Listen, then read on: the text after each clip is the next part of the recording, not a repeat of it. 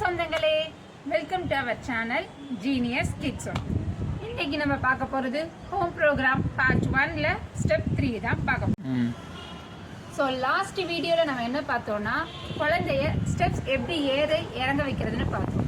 But நம்ம target என்ன, குழந்தைய வெயிட் பேக் போட்டு ஸ்டெப்ஸ் ஏறி இறங்க வைக்கிறது. ஸோ அதில் ஃபஸ்ட்டு டார்கெட் தான் இன்றைக்கி பார்க்க போகிறோம். ஸோ ஃபஸ்ட் என்னென்னா வெயிட் பேக்கை டேரெக்டாக குழந்தைக்கு போட முடியாது. ஸோ வெயிட் இல்லாமல் சும்மா நார்மலாக பேக்கில் எதுவுமே இல்லாமல் வெறும் பேக்கை மட்டும் போட்டுட்டு குழந்தைய ஸ்டெப்ஸ் ஏறி இறங்க வைக்கணும். ஸோ இப்போ நம்ம போட்டோன்னே குழந்தை ஏறி இறங்கிடுமா, இறங்க மாட்டாங்க இல்லையா? ஸோ அதுக்கு என்ன பண்ண போகிறோம்னா குழந்தையோட ஃபேவரட் திங்ஸ் இல்லை டாய்ஸ் ஏதாவது இருக்கும் இல்லையா, அதை ஸ்டெப்ஸோட டாப்பில் வச்சிட போகிறோம். நல்லா நோட் பண்ணிக்கோங்க. இதுலேயும் குழந்தைய நம்ம தனியாக ஏறி இறங்க சொல்ல போகிறது இல்லை, நம்மளும் குழந்தையோட சேர்ந்து தான் ஏறி இறங்க போகிறோம். ஸோ இப்போ ஃபேவரட் திங்ஸ் இருக்கும்போது குழந்தை அதை எடுக்கணும் தான் நினைப்பாங்க. ஸோ நம்ம குழந்தை பிடிச்சிட்டு மாமா இப்போ ஃபார் எக்ஸாம்பிள் ஒரு கார் இருக்குதுன்னு வச்சுக்கோங்களேன், நம்ம போய் கார் எடுத்துகிட்டு வந்துடுவோம்.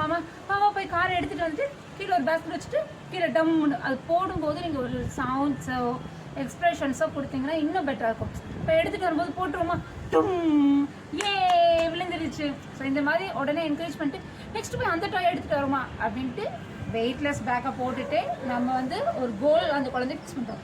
ஃபஸ்ட்டு எடுத்தோன்னே 2 or 3 டாய்ஸ் மட்டும் வச்சா போதும். அதுக்கப்புறம் நம்ம இன்க்ரீஸ் பண்ணிக்கலாம். ஸோ நெக்ஸ்ட் ஸ்டெப்ஸ் என்னன்றதை நாளைக்கு பார்க்கலாம். தேங்க்யூ.